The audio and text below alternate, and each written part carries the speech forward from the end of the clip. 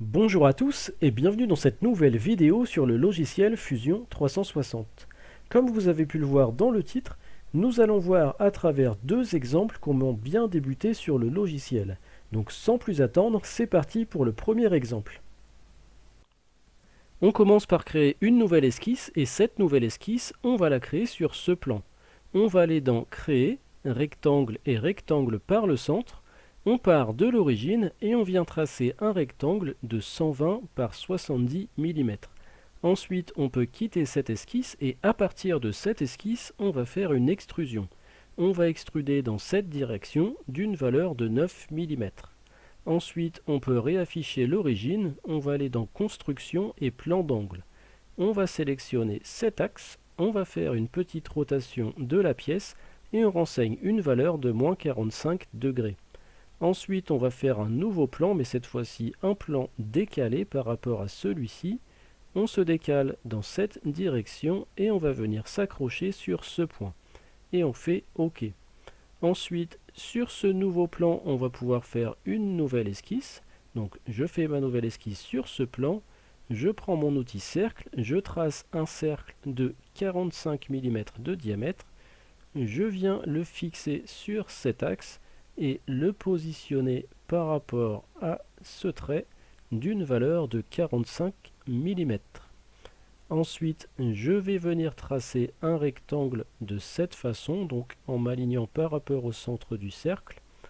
Je vais mettre une contrainte de symétrie entre ces deux traits par rapport à cet axe. Et enfin, je viens renseigner une dimension ici de 10 mm. Une fois que c'est fait, je peux quitter cette esquisse. Et une fois encore, on va faire une extrusion. Donc je sélectionne toutes les parties à extruder. On va extruder dans cette direction. Dans Opération, je mets Joindre. Et dans Type d'étendue, je mets tout. Et on fait OK. Ensuite, on va venir faire un perçage ici. Je viens le repositionner au centre du cylindre. Ça va être un perçage à travers tout d'un diamètre de 35 mm.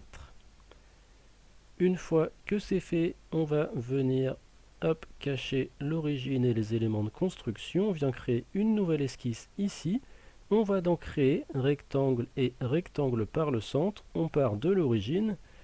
On renseigne une valeur de 45 mm de ce côté et de 45 mm de l'autre côté. Ensuite, on peut quitter cette esquisse. Et à partir de cette esquisse, on va venir faire 4 perçages, donc qu'on vient positionner aux 4 extrémités de notre rectangle. Cette fois-ci, c'est un diamètre 9, c'est toujours à travers tout, et je fais OK. Il va nous manquer les congés, donc sur cette arête et cette arête, et de l'autre côté sur cette arête. Ça va être 4 congés de 8 mm de rayon. Donc c'en est terminé pour cette première pièce. Nous allons pouvoir passer à la deuxième. Donc cette fois-ci, c'est cette pièce que nous allons modéliser ensemble. La première chose que nous allons faire, c'est créer une nouvelle esquisse. Et cette nouvelle esquisse, nous allons la créer sur ce plan. Ensuite, on va venir tracer un cercle qui part de l'origine d'un diamètre de 70 mm. Ensuite, on va venir placer une ligne qui va couper ce cercle en deux. Cette ligne, nous allons la contraindre, donc avec la contrainte de coïncidence par rapport à l'origine, et ensuite on peut quitter cette esquisse.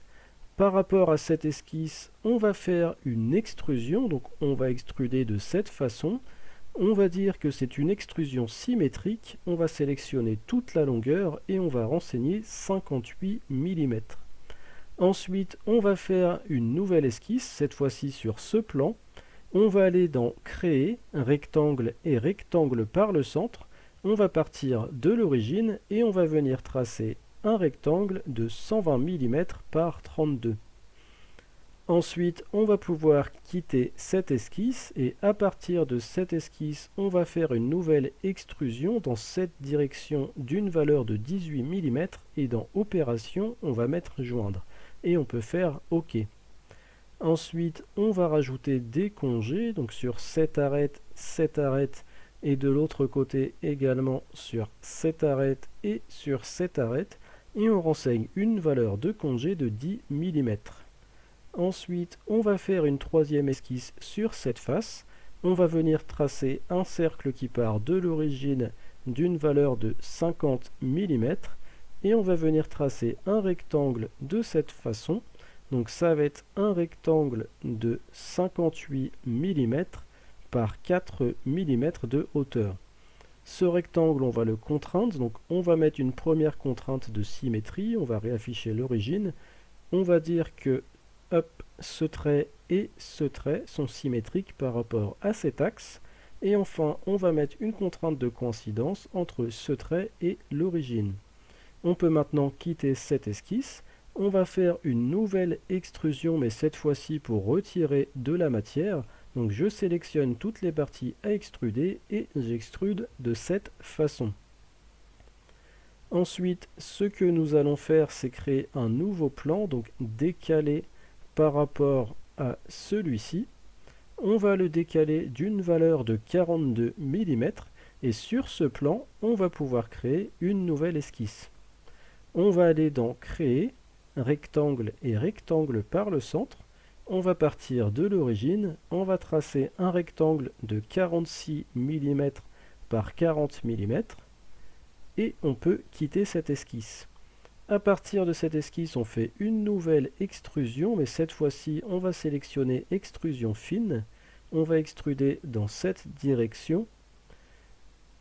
Dans opération, on va mettre joindre. Dans type d'étendue, on met vers l'objet et on sélectionne cette surface. Et enfin, on va modifier l'épaisseur, on va mettre 3 mm. Et on peut faire Entrée. Donc on va venir réafficher notre dernier plan. Sur ce plan, on va faire une nouvelle esquisse. On va tracer une ligne qui part de l'origine dans cette direction d'une valeur de 45 mm. Et on va faire la même ligne de l'autre côté, donc toujours d'une valeur de 45 mm. Et on peut quitter cette esquisse.